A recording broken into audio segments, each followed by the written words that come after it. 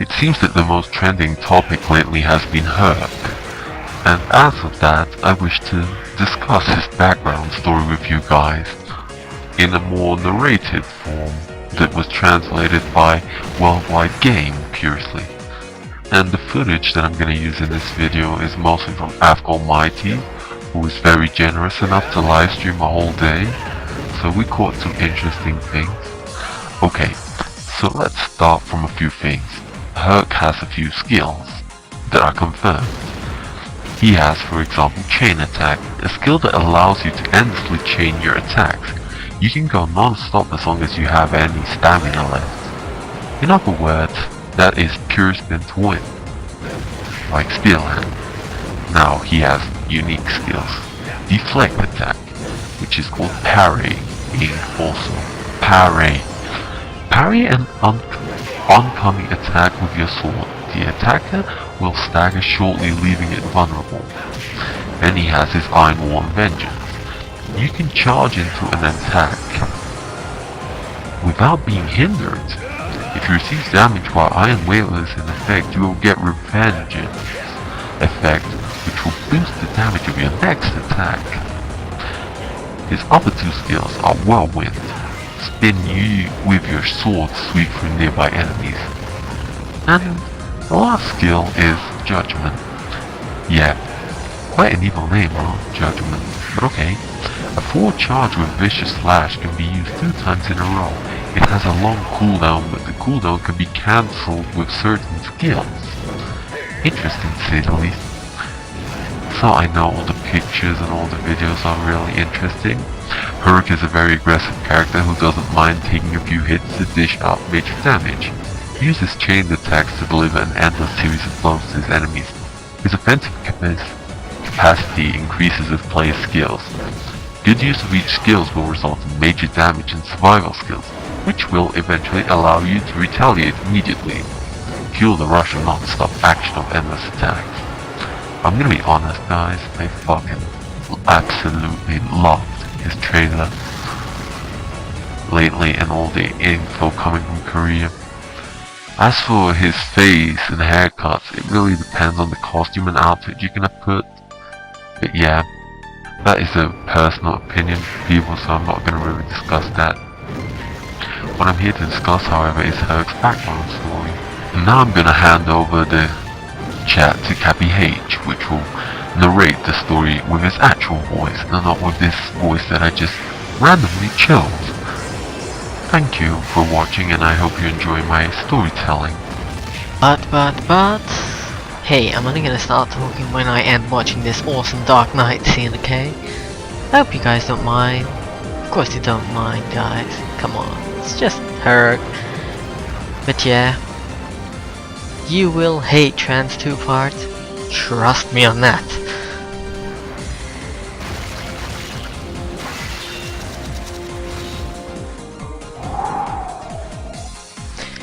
The very first memory Hurk had as a child was the sound of a horse and the sight of a starry night.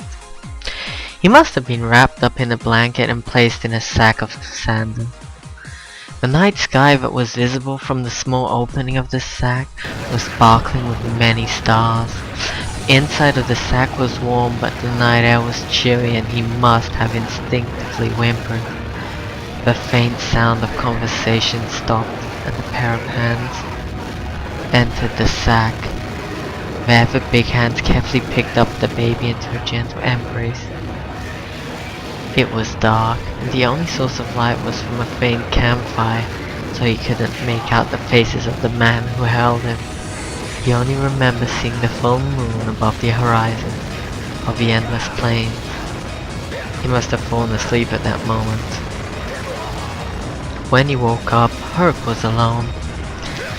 There were many orphans from the battlefield like Hurk, but he was different. Hurk looked different among those with black hair and yellow skin. Many people considered him to be a monster of some sort and avoided him, believing that he brought bad luck. And being an orphan was already bad enough, as they were shunned from those around them. They had to live day by day, scrooging whatever they can like the rats. Hurk wandered with other orphans with their crude gruel brows to any place that had food, doing random errands for leftovers. Hurk had no choice but to travel to the most dangerous places of the battlefield. At other times he would dart between Harsh and mercenaries, picking up scraps of food lying around, but this wasn't even an option with rations were low. And at times like this, he would attempt to quell his hunger with water and go to sleep in his dirty bedding early. Hurk sometimes would dream of the man who coached him that winter night, would come to him saying, "Son, I have returned." A man who looks foreign to this land just as he is, but it was just a dream, and once he woke up, hunger would wreck his whole body again. It was not long until Hurk would start set traps to catch snakes and mice. He must have been good with his hands because his crude traps would always bring results, and soon he was making traps for birds and started catching sparrows, and when lucky, bigger birds such as crows. But this was all for naught, for the most of his catches would be taken away by bigger kids, and Hurk would go hungry just as before. It was after 2 days of starving he finally was able to catch a small robin.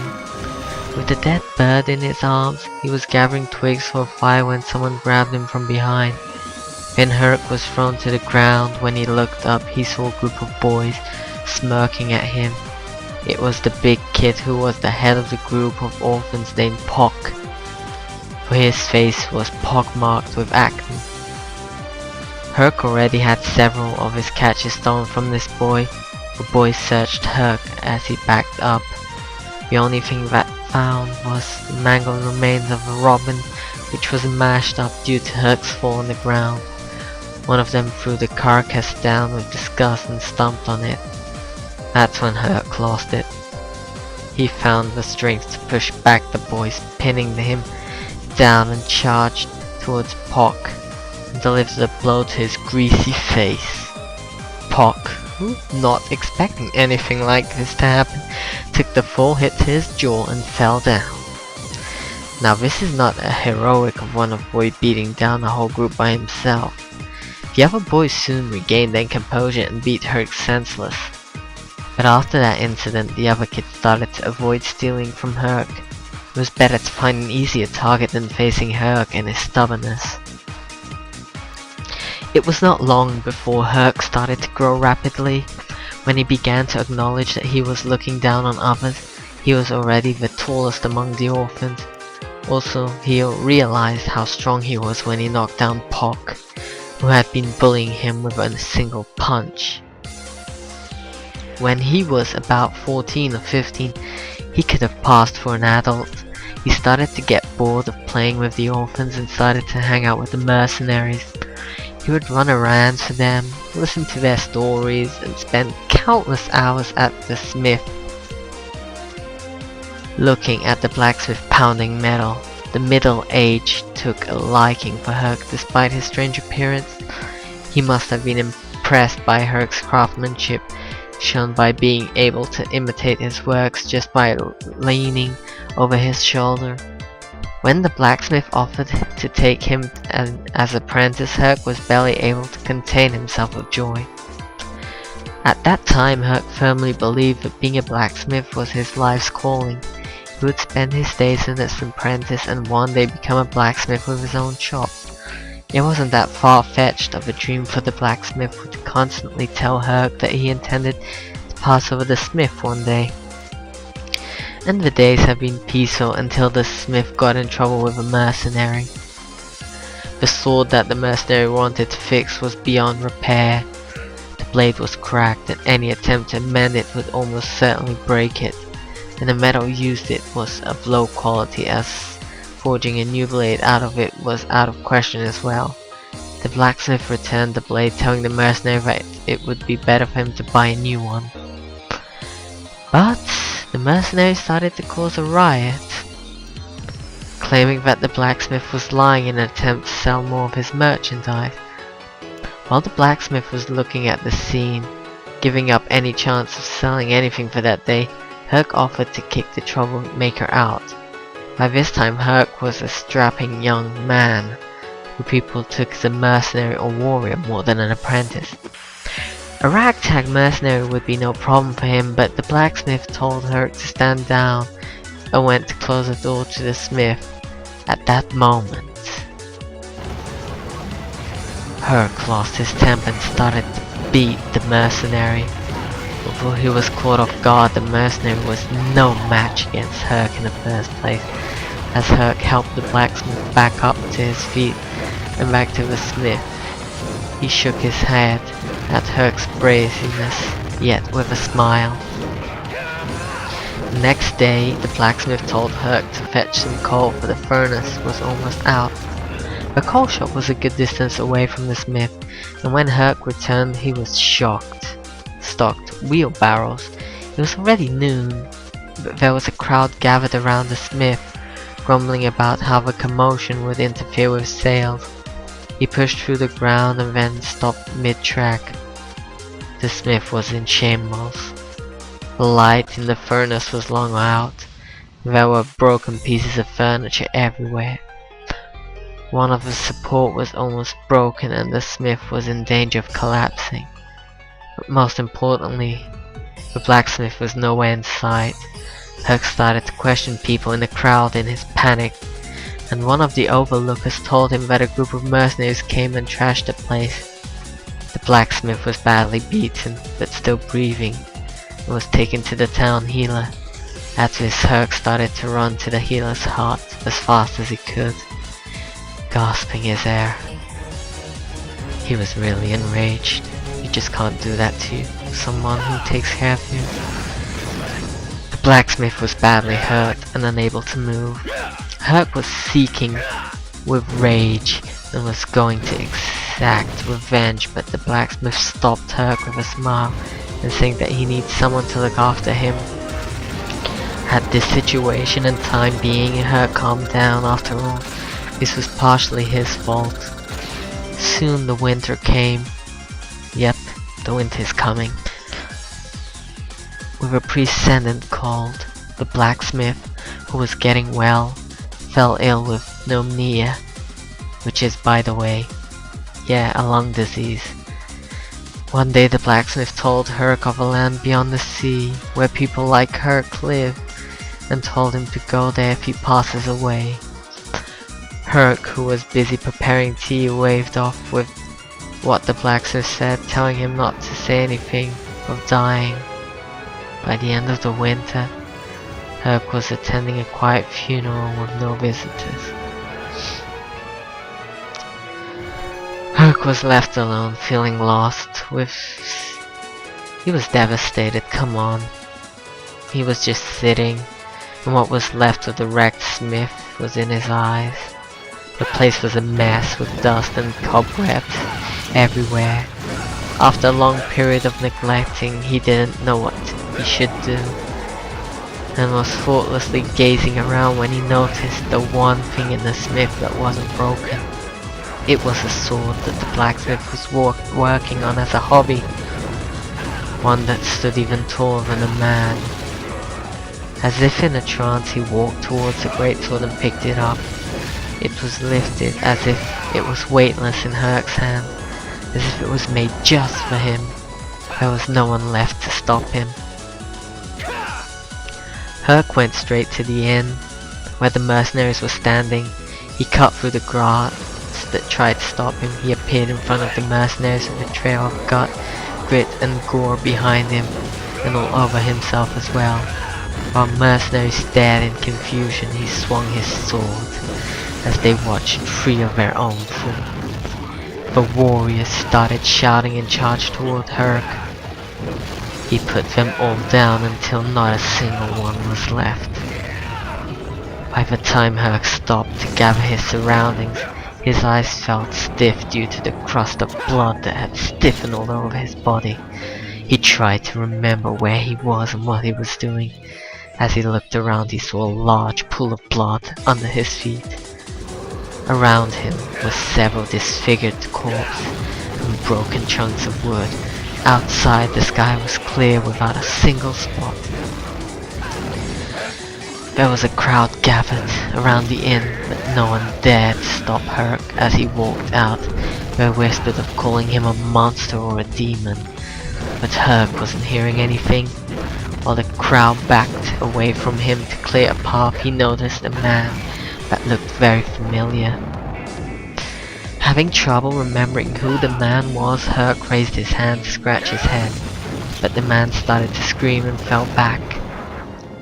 Looking at the man wet himself, Hurk remembered who he was. It was the mercenary who caused trouble back at the smith. For a moment Hurk gripped on his sword, but the man started to babble, his head ringing from all the racket. Hurk grabbed the man and threw him towards a small stand. The man flew towards the stand as if he was a ragdoll. Finally, having things quiet, Hurk felt a lot better and started laughing. The murmuring crowd felt silent as Hurk started to look around, matching gaze with each and every one of them. At this, crowd scurried away in fear. This is how he should have been all along. He was never meant to live a peaceful life. He picked up his sword and started to walk away. Everything seemed to finally be in place. But no, Hurk thought that he might as well live the life as a mercenary from that point on. The rumors of the incident were already snowballing to the point that people were saying that the Westerner started swinging a great sword, and that a whole company of mercenaries was taken out as a result. The rumors, however, made finding a job as a mercenary easy. At times he would stay within a certain group of mercenaries that would eventually get at odds with them and act alone as a wanderer. After around 5 years, everyone in the realm came to hear the rumor of Hurk, the great swordsman. From time to time, Hurk would go back to his old days and would even stop in the middle of drinking to go to a nearby smith and then work day and night. The memories of what he learned in the past was faint, but his hand still remembered what the blacksmith taught him. Sometimes he would see the blacksmith through the steam of cooling metal, and like an illusion the blacksmith would tell Hurk something, but no matter how hard he tried, he just couldn't understand what the blacksmith was trying to tell him all along. It was in a pub of a small village on the outskirts of the vast plain that Hurk was back from a long conquest, and was thinking of taking a break from his mercenary life and settling down for a while.